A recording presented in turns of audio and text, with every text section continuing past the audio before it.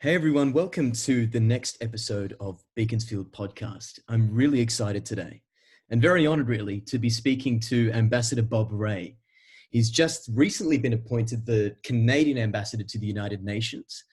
He's the former NDP Premier of Ontario in Canada, the former interim leader of the Liberal Party of Canada, and he's held an important position, role, and contributing in voice in almost every major issue in Canadian politics for the last few years. So thank you so much for coming on the podcast, Ambassador.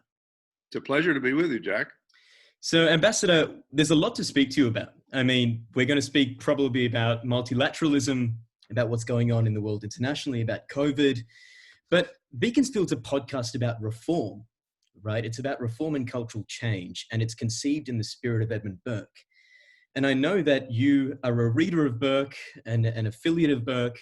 And so I'd love to hear about how his thoughts have impacted your practical work today. So that's what we're going to be speaking about. But first off, I'd like to do something that you do in your own podcast, Political Stripes. And I'd like to ask you to tell us a little bit about yourself. So you've just been recently appointed Canadian Ambassador. Why is that role so personally significant for you? Well, my dad was a diplomat. I grew up traveling with them. My dad was posted in a lot of different places during the war. He was posted in Algeria, assisting in the representation of Canada to the Free French, and then he went to Paris with my mom. And then his career went on to different things. And I grew up in Ottawa and Washington, London, and then I did my high school in Geneva at the international school. And then came back to go to University of Toronto, where I read history, and then went to Oxford, but always kept close touch with my parents, obviously. My dad was ambassador at the UN in Geneva, and he was ambassador at the UN in New York. So I visited him here many times. So it sort of in many variety of ways, like a lot of people, it took me a long time to realize how wise my father was. And so coming here at my age, I'm 72 now. It's not my first rodeo, as we say in Canada. It was really quite. When the Prime Minister asked me, I was quite taken aback because I wasn't expecting it, and was very glad to come. Of course, it's a different world. It's 50 years later since he was here. But a lot of the challenges remain, and a lot of the challenges of reform remain, and the frustrations of reform, because reform is a difficult thing to do. And UN reform, as you know, is one of the things on the agenda. I mean, we have a constitution of the UN, the Charter, that establishes a structure which really doesn't work very well from the point of view of the executive of the organization. 5 countries have a veto. So 5 countries have a veto. Guess what? A lot of the time it's deadlocked. It's paralyzed. So what's happened is, what often happens in these situations is that other things get invented around a part of the body that doesn't work. And that's really what's been happening, is that new institutions have been created, new ways of doing things have been created, new ways of conducting dialogue, and but the fact is that not being supremely functional at the top political structure has created a challenge for the organization. And so it's about reform. It's not about blowing it up. It's about how do you make it better. Yeah, one of the things that really stood out to me about from a press conference that you did in July upon recently being appointed was that you responded to the objection that critics often make, being that the United Nations is a body of conflicting states who don't agree with each other in everything. And you kind of just said, it's a human institution like any other. It's filled with people who disagree, people who have human frailties, who have to find some ways of working with one another. And we've seen over the last week in the speeches to the General Assembly, Prime Minister Trudeau's speech, for example, yesterday, as well as some of the reports that you've released recently, that multilateralism has to be the big idea here for trying to aid that reform at a cultural change level. My question is, Ambassador, how do you conceive of your personal role in being a custodian of that multilateralism? I mean, it's a really difficult thing, right? But as a leader yourself, how are you going to go about that? Well, I mean, I think I've heard the word multilateralism used more in the last week than I've ever heard it before. Yeah. Almost like going to a religious ceremony where the same words keep Mm, getting repeated over and over and over again. Um, I think we just have to recognize that the UN is not the only place. I mean, what does mm, multilateralism mean? Uh, and I think that's something we need, you know, when you keep hearing this word over and over again, you have to sort of say, I'm going back to my Oxford days, you mm. know, some wise professor would say to me, well, what do you mean by that, Mr. Rae? What do you mean? And I think it's important for us to think about that. I mean, for me, Mm, it means uh, a commitment to recognize that we're in history and we're in the world, mm, and that we have to learn how to connect with other people, mm, and that accepting uh, the principle of multilateralism and what connects with it is our notions of the rule of law, is that we don't get to decide these things by virtue of being the most powerful or mm. by throwing our weight around in a variety of ways. We do it by creating a set of rules and a set of ways of behaving where there has to be some mutual respect. There has to be Yeah. a recognition that um, you can't simply let brute power rule the day. And I think that's the key concept. To Mm, me, that's what it means. And uh, I mean, I don't want to get too theological here, but when we talk about God, I think what we're saying is there's actually something that's bigger than us.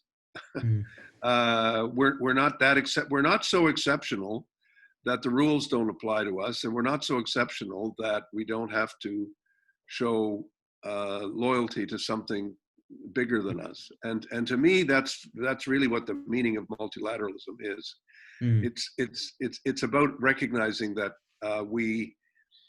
we have to work together, and in order to work together effectively, we have to respect each other. And in order to be able to respect each other, we can only do that in a framework of law and in a framework of rules that are applied on a fair basis.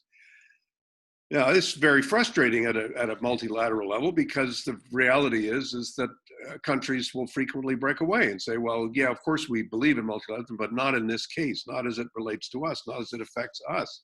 Mm. So it's being challenged at every level by virtue of the conduct of parties, not just big parties, where we can recognize the behavior, but all of us. I mean, it's sort of like, we're all sinners here. Yeah. But the thing about being a sinner is that you recognize that you're a sinner, and you recognize that you have to connect with what you know is true, what you believe is true. So we're all having to rely on our better natures. I can really see the Burkean in you coming out there. So let's I've always found it fascinating that Bob Rae, you know, former Ontario NDP leader, is a Burkean. So how did that come to happen? When did you first encounter Burke?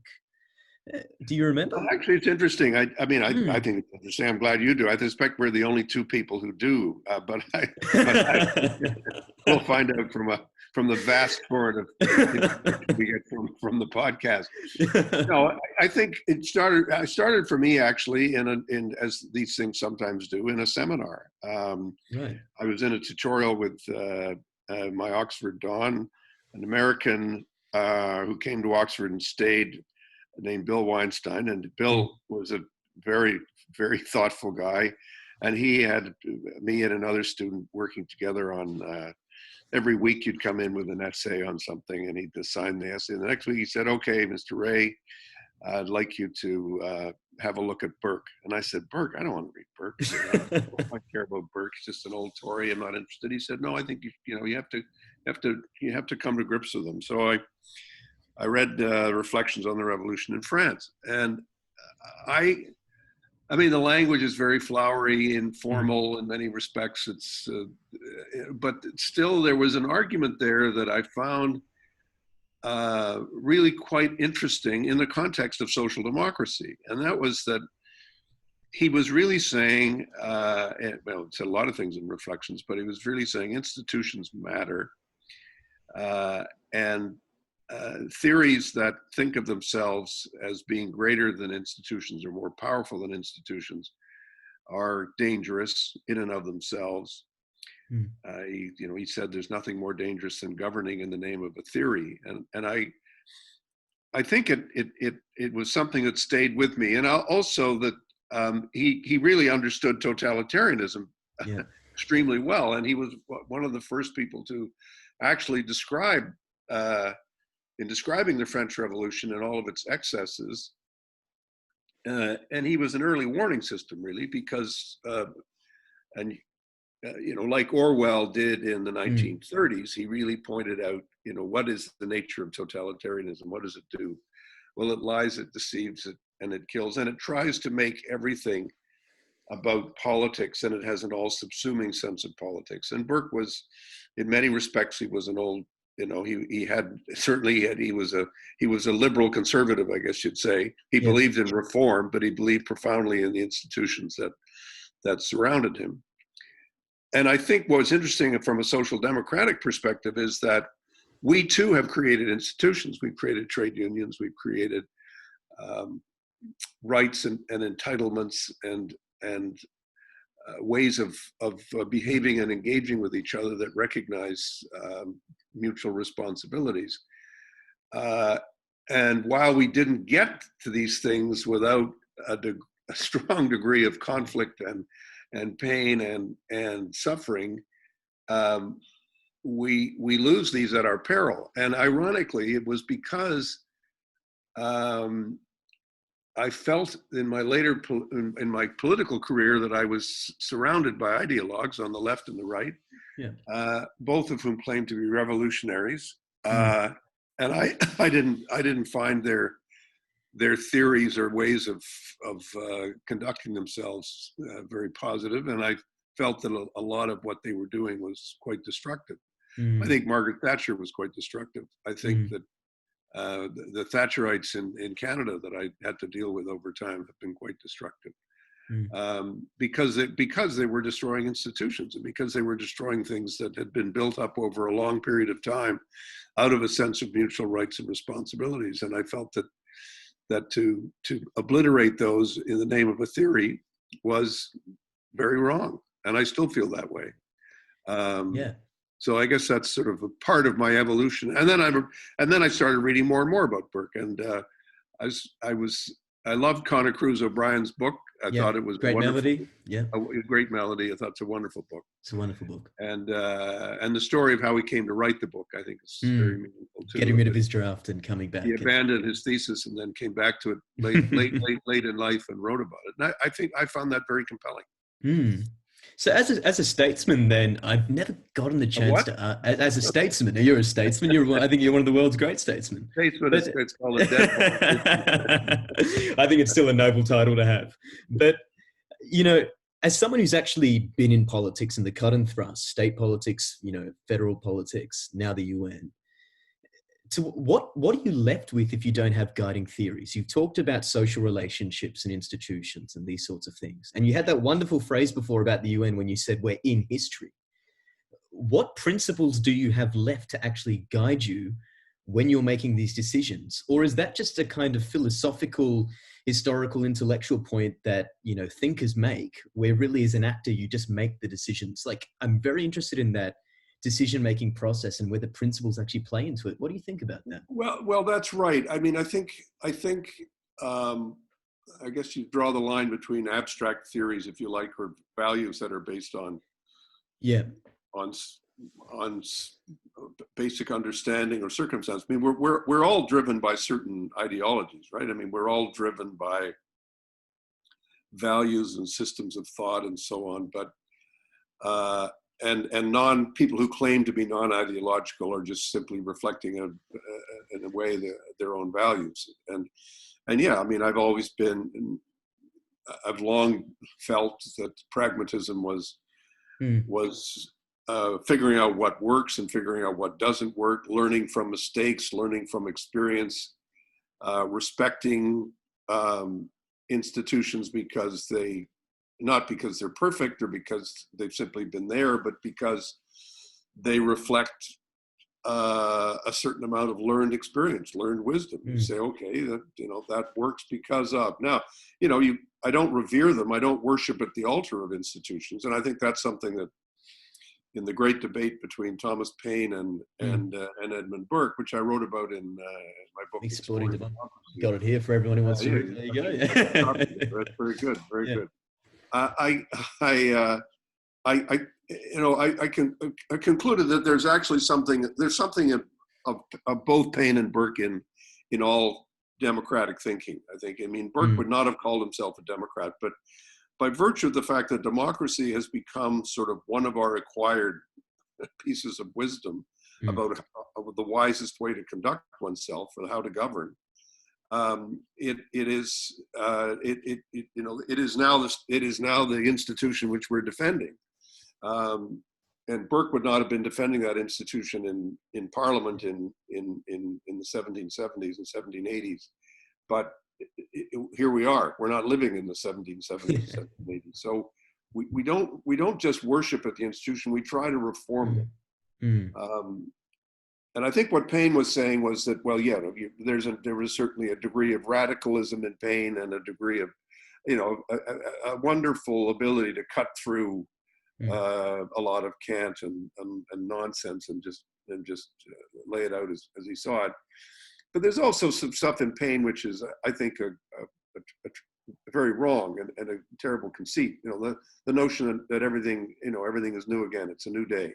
Yeah. And this has captured American political thinking. You know, we all start all over again, and it's nonsensical. We don't start all over again. We start from where we are based on, you know, it's a new day. Yeah, but it's the day after yesterday. I mean, it's you know, not it doesn't work to sort of suggest that somehow we can create from and Paine himself had to learn this in the hard way, spending time in jail in France, coming within a whisker of losing his life at the hands of revolutionaries whom he had previously defended, because I think he had a very naive view of what they were all about.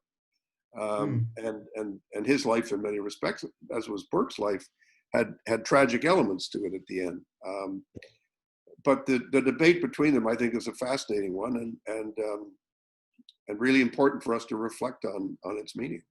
So, you know, that brings me back to this thought about the history idea. I mean, Burke's saying that human beings are historical creatures, and Paine saying we can begin a new day, whether that's based on the rights of man or on some other program of revolutionary change. How can leaders, reformers, whether they're in the UN or in government, help people to reconceive their place in their history, reconceive of their place in their history? I mean, this seems to be one of the debates in America right now. It's very interesting to see how history plays in to the way that, say, Joe Biden is trying to make a narrative about reform out versus how President Donald Trump is.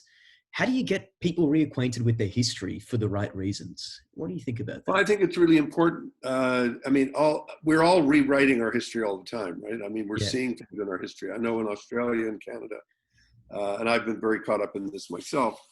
You know, we've discovered more about our roots and more about our relationships between settlers and indigenous people than we ever knew before. And so we're re-understanding that history. We're seeing it in a different light. We're rejecting the notion that there was nobody on these lands before settlers arrived, and we're really discovering the injustices of the encounter and how devastating it has been, and how damaging it's been, and what it comes to signify for our countries. But I you know, the fact that we are relearning, rewriting, looking at history again, seeing it in a different light, is all good. I mean, it's all good. But without us, I mean, I talk about this a lot with my family members. Yeah, you know, you've got to understand your family history. You got to know where people came from and what they were all about. And it's a great story. I mean, I'll just tell you something about this. The other day, I was meeting with the Fijian ambassador. My wife and I had dinner with him and his wife, and we were talking about our family stories. And I have family from Glasgow, Lithuania, uh, Melbourne, and London, Mm.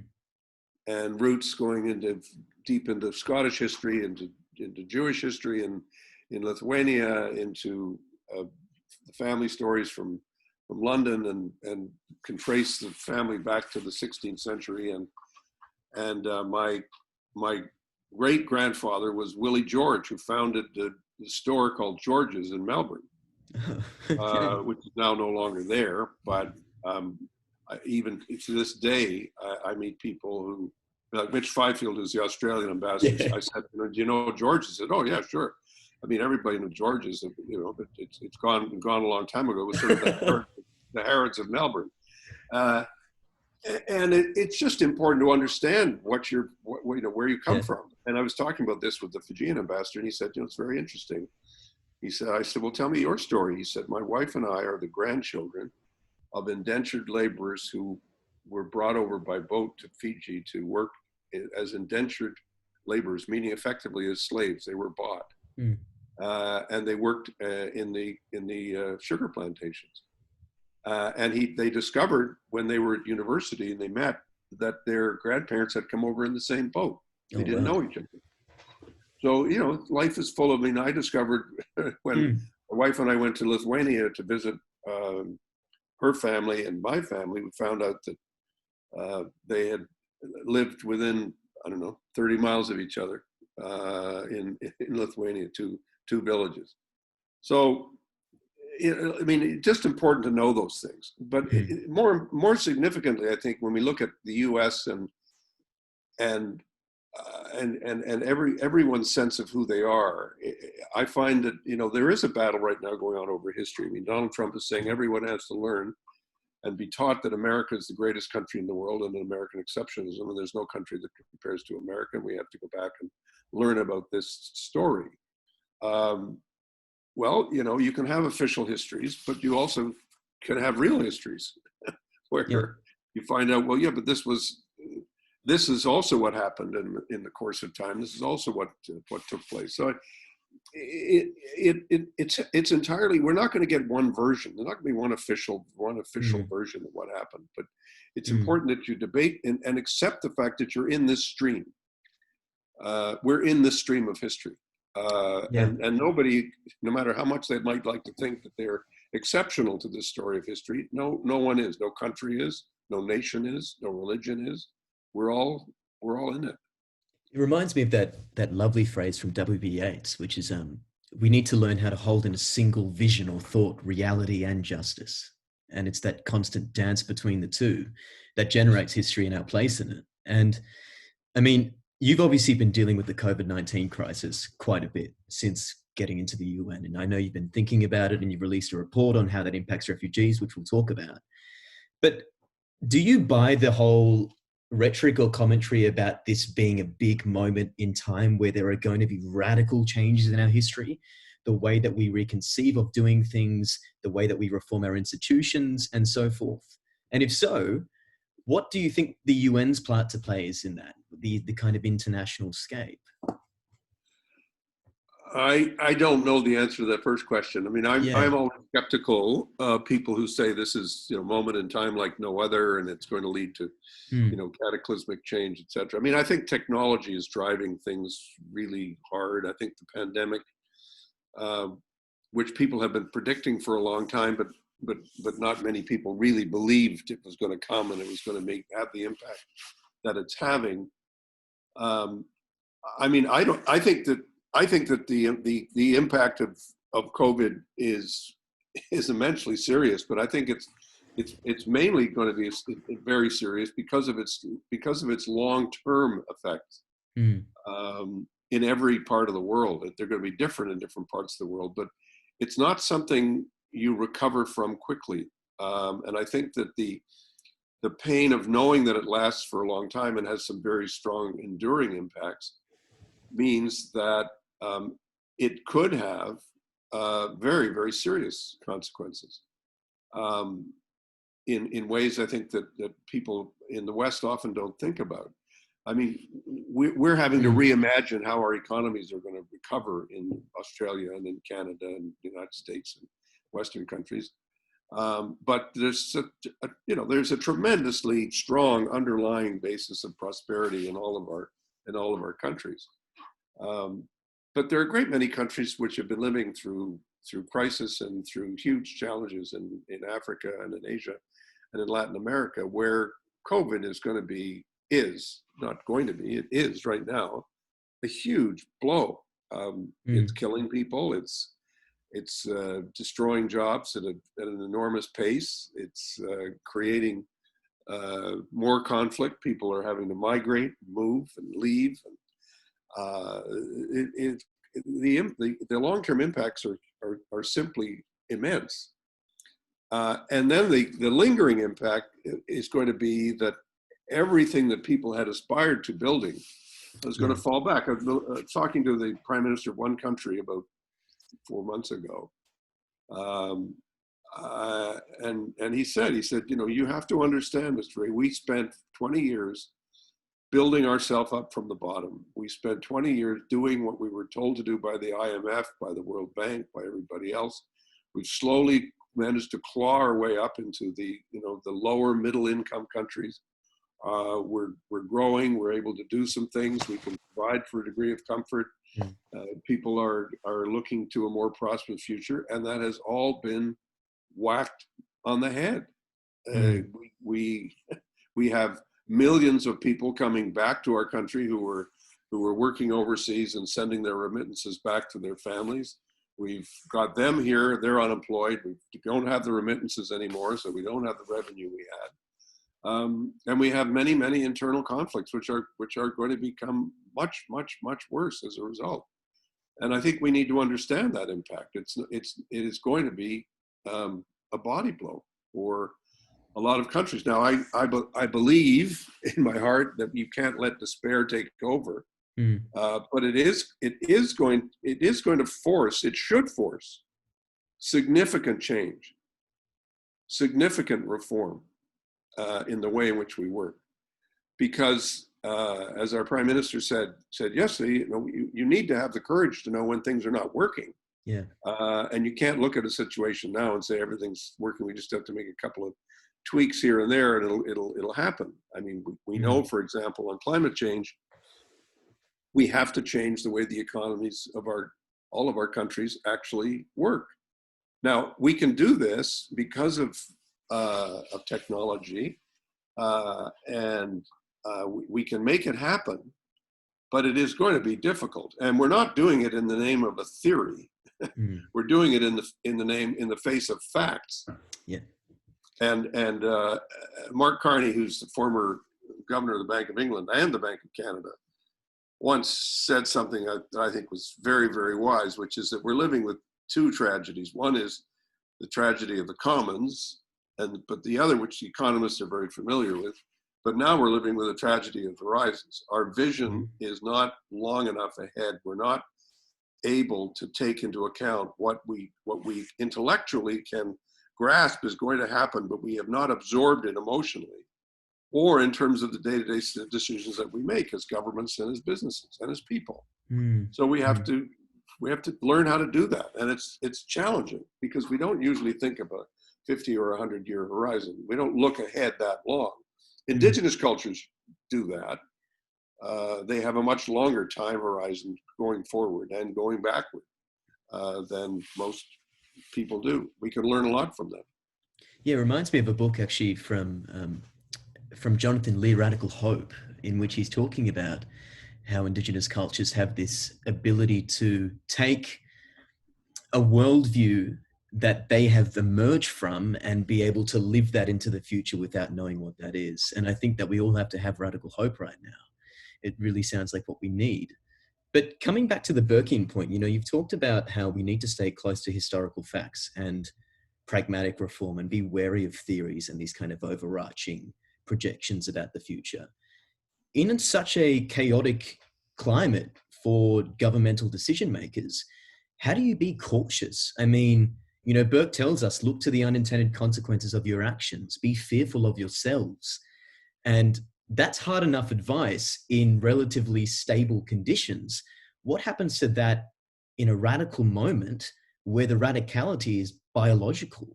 What do you think about that? What's the place of caution? I don't. I actually don't read Burke as being tremendously cautious. I mean, if you look at the last India, yeah.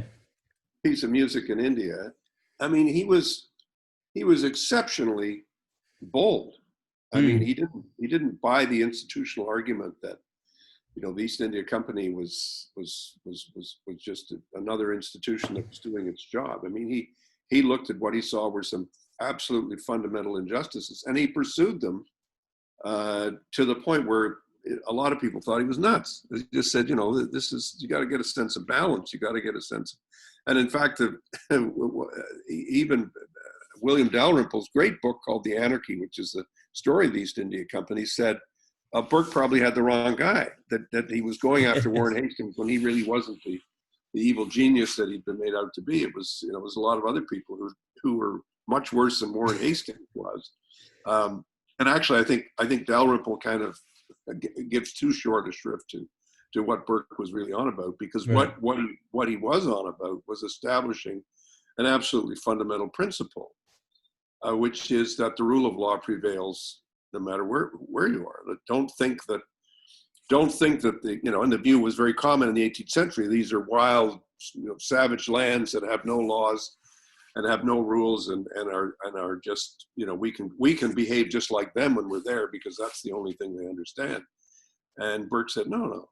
There's profound histories in India. There's a rule of law in India, and everything that's been done is offensive. It's offensive under universal principles. I mean, it's ironic that Burke, who was such a critic of the French Revolution, is actually kind of almost like one of the fathers of the Universal Declaration of Human Rights, because he's saying these rights are universal. They're not the product of only one culture or specific to one time.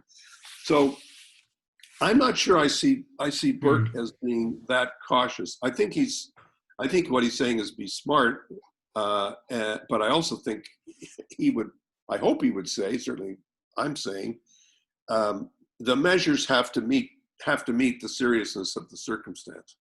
Sometimes we have to do things that are bigger than we might have done before, because the circumstances facing us are that much bigger.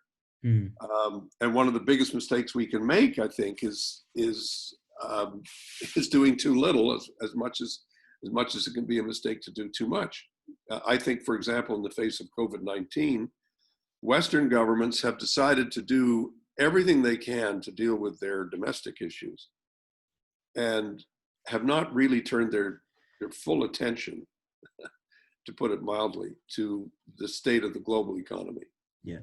And I heard what I thought was a very compelling argument by someone the other day in a discussion we were having at the UN about, if you consider what the Americans did for the Europeans after the Second World War with the Marshall Plan, that was at a level, after the war, after they spent all this money in the war, deeply in debt by previous standards, and they just kept going.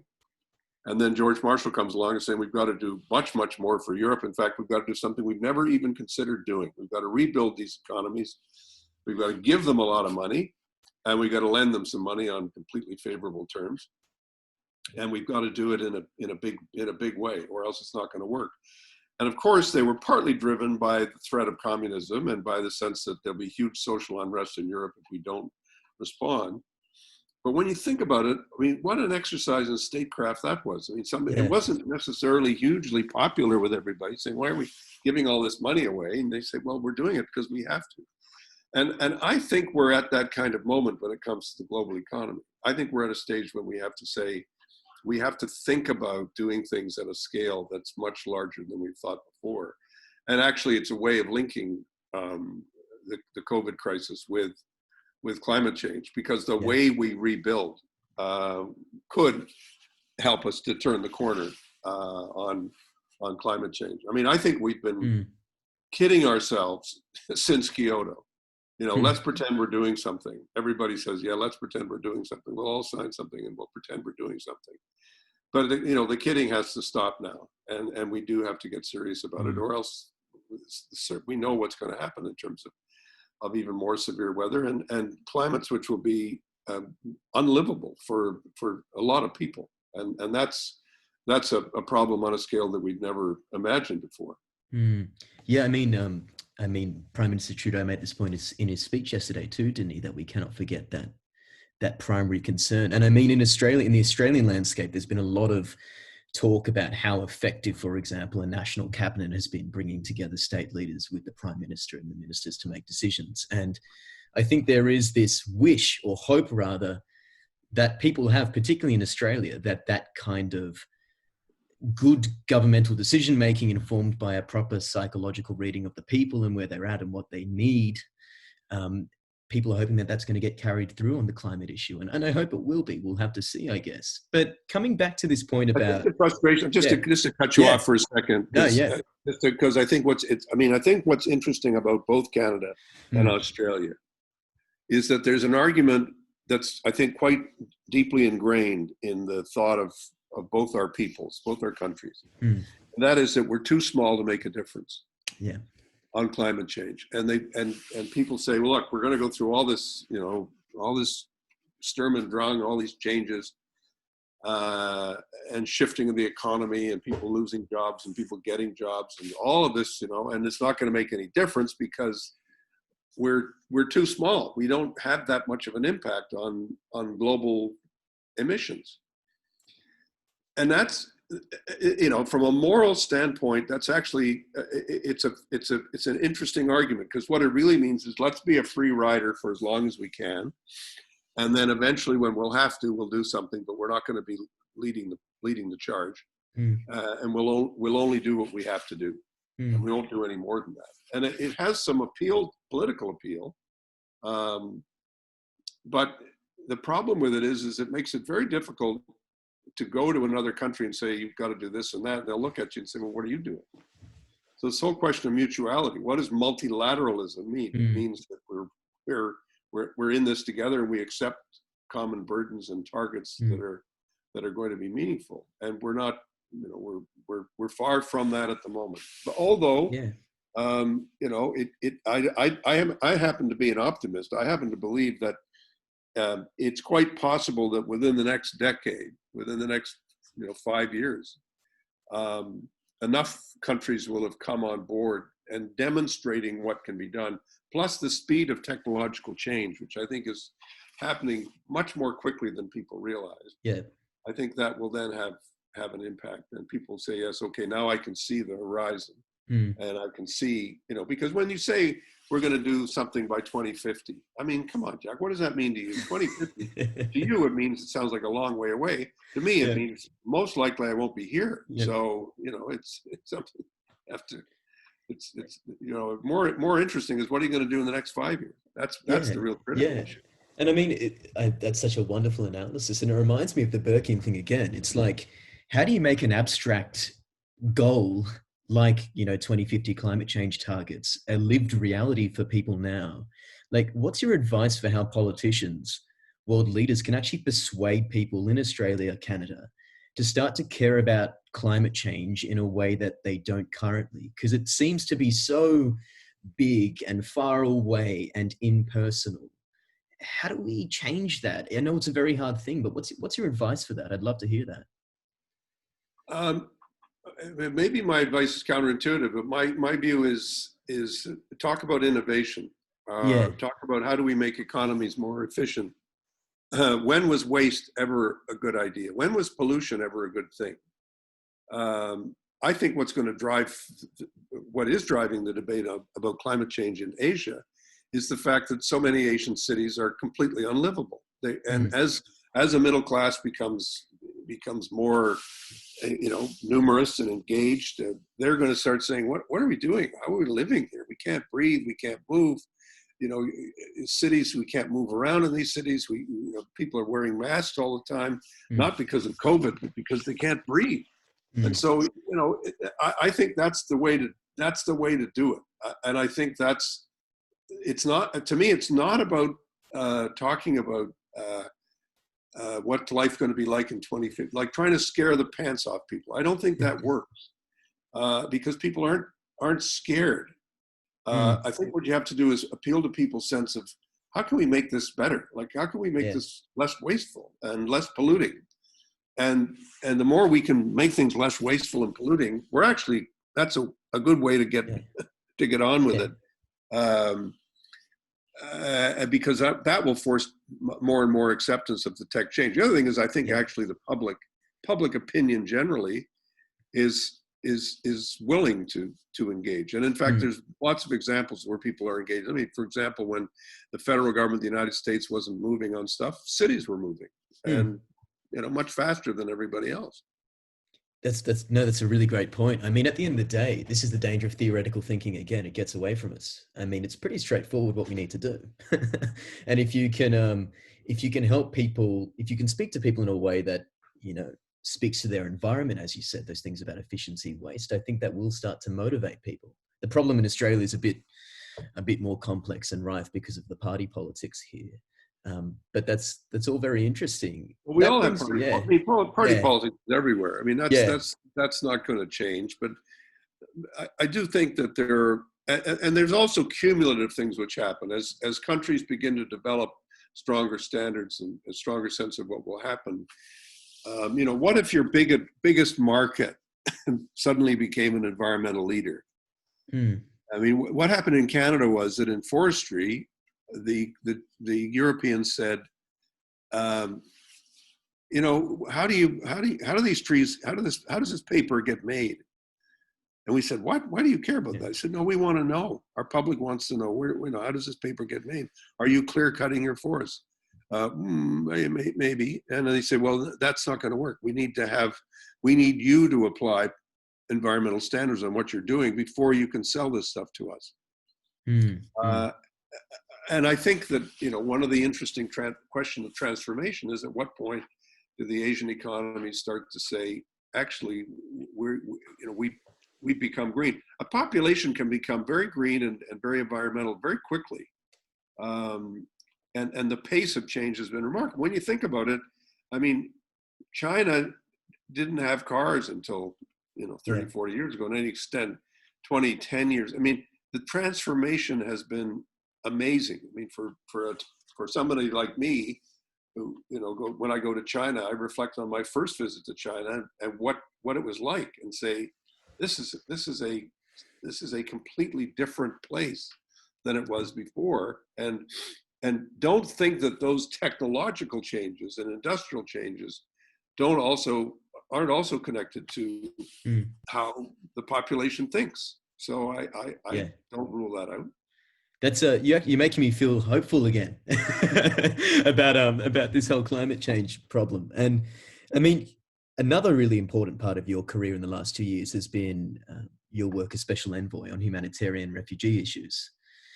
And I mean, that's a whole nother thing, but it's something I really want to speak to you about, is your experience with the Rohingya people, meeting them, and what your thoughts are on the recent developments and Canada's role in that. So maybe if you can just give our listeners a sense of what's actually happening in Myanmar, because I think it's really important that we can work that out before we have any conversation. I think you're frozen. Oh, are we back? We're back. I think we should be okay. Let's see. We're back. I think it was you or me, but you were frozen for a second there. Oh, good. Yeah. I think we were both frozen. There you go. Innovation. Innovation tech. Yeah. So if you could just give us a sense of the Rohingya situation. Well, I mean, again, sound like a Burkean, a bit of history. I mean, the history is contested, right? Yeah. I mean, who are the Rohingya? What does Rohingya mean? Rohingya is a word that comes from the Rohingya language, and it means I'm a person from Rakhine State. And right away you have a contest, because the official Myanmar version of history is, no, they're not from Rakhine State. They're from Bengal. They're Bengalis. And the only reason they're here is because the Brits got rid of all our borders. when they annexed Burma into the Indian Empire, the border went down. Mm. And as that happened, the argument goes, all kinds of foreigners, quote, came into Burma, into Myanmar. And as soon as, so the watch cry of the Burmese independence movement was Burma for the Burmese, which would be seen as being anti-imperialist, but it was also had another message attached to it, and that is that the Burmese are an ethnic group within Burma, within Myanmar, and there are many other ethnicities in Myanmar, and what it would be seen as is a way of saying, Burma for us, we're the majority, and therefore we're going to run the country. And that's what basically at the core of the Rohingya situation is the denial that they are part of the state. They are stateless people, and their citizenship has been steadily eroded. They were citizens at the beginning, but their citizenship and their status has been steadily eroded by successive dictatorships and military juntas and so on that have taken over the country since 1948. So what erupted in 2017, the latest eruption, was basically what we would describe as the forcible deportation and genocide of several 100,000 people who made their way into Bangladesh. There are still people left behind in Rakhine State, somewhere in the range of 300 to 500,000 Rohingya are living there under very, very difficult circumstances, and made much worse by COVID. And by the way, COVID-19 is having a serious impact on Myanmar, much greater, I think, than people thought at the beginning, and realize now that it's extremely serious. But it's a country that's in lockdown in a variety of ways. Mm.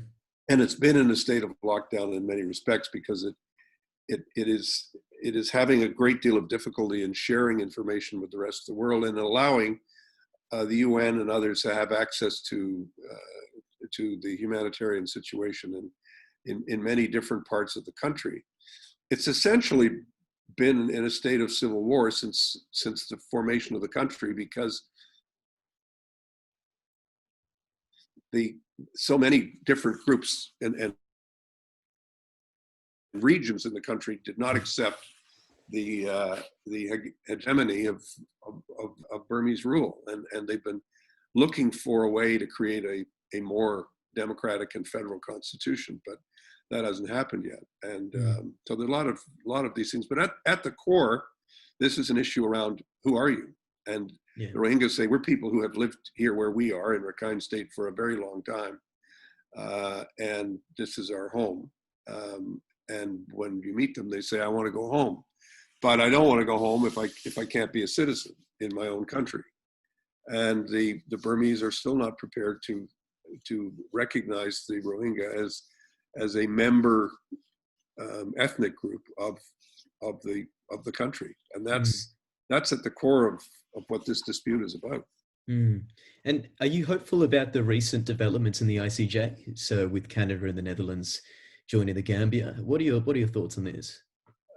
I mean, I guess again, you talk about Burke. This to me is kind of like a moment about accountability. Do we think accountability is important, or are we going to just say no, it doesn't matter and there's nothing we can do? I mean, we have created over a couple of 100 years, actually, a sort of a better understanding of what humanitarian law is all about, and it's not a construct that sort of comes out of the blue. It's been a steady build, and each stage of which you're building it is one where you're pursuing the argument to another level. And I think it's right that we're doing this, and it's right that we're trying to pursue it. I think we all have to understand that it's going to take a long time. These things take a huge amount of time, and they're very complex, and the result is uncertain. and that's frankly a lot. Like, I mean, like the law itself. There's a lot of people who get charged with a crime, and then the trial can take 5 years, and at the end they're acquitted. And of course, there's a tremendous sense of mixed emotions when that all happens. I do think that the definitions of genocide that have been accepted by the court apply to this situation. That's my opinion, but my opinion is my opinion. We'll see whether it's the court's opinion. But I think we were right to intervene, and I think we're right to be looking at it as a genocide. Sometimes people think genocide means your objective has to be to wipe out everyone, but that actually isn't the definition of genocide. Genocide has many different elements to it, but it's not as if the Holocaust is not the only example of a genocide, and although it's one of the most egregious and horrific, but we're certainly seeing signs of it. I think in Myanmar. And it does remind me again of Burke in India. Right. So a sustained campaign against Warren Hastings, what is it, 9 years, 87 and 95, I think, 8 years. So that falls through, but it does make a psychological imprint on the people and does hold what's going on there accountable. So there does seem to be some richness or some value in holding people accountable, even when the intervention bit becomes tricky. Would you agree with that? I do. Yeah, I think you're absolutely right. I think the Jacobs theory, maybe not a theory, maybe a practice. Surmise, the Jacobs surmise is right. But Ambassador Bob Rae, we better call it there, because I think we've gone a lot longer than we were going to, but I'm really happy we did. But thank you so much for coming on. It's really such an honor for me to be able to speak with you like this, and I think that you have, like Burke, carved out a noble career in the imperfect world of politics. And now in an imperfect institution like the United Nations, I'm sure you'll continue to do that. So thank you for what you're doing for the world. And thank you. Well, thank you, Jack. It's been great talking to you. And it shows you that, through the magic of the ether, and of, you connected with me on my Twitter account. Yeah. And here we are. It's been a great conversation, and it's only 9 o'clock in New York, so I haven't even had breakfast. Great. Thank you very much. Great opportunity. I wish you well, and come and see us in New York. It'd be great to see you here. Yes. Thank you, Ambassador. Thank you very much.